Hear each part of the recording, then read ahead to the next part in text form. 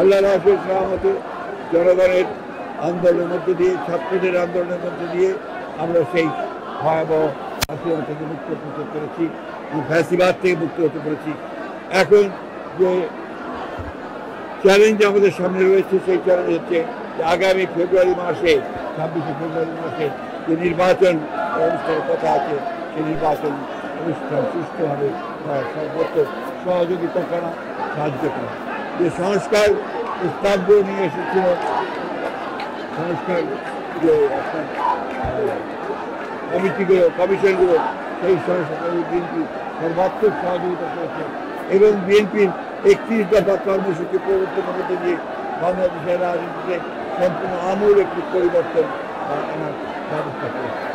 জনগণের সমর্থনের মধ্যে দিয়ে বিএনপি যদি রাষ্ট্র পরিচালনার দায়িত্ব পায়, তাহলে নিঃসন্দেহে আমাদের নেতা চেয়ারম্যান তারেক রহমানের নেতৃত্বে বাংলাদেশের বিএনপি একদিকে রাজনৈতিক পরিবর্তন ঘটাবে, অন্যদিকে অর্থনৈতিক বৃদ্ধি ঘটাবে এবং নিঃসন্দেহে বাংলাদেশকে আরও সামনের দিকে এগিয়ে নিয়ে যাবে।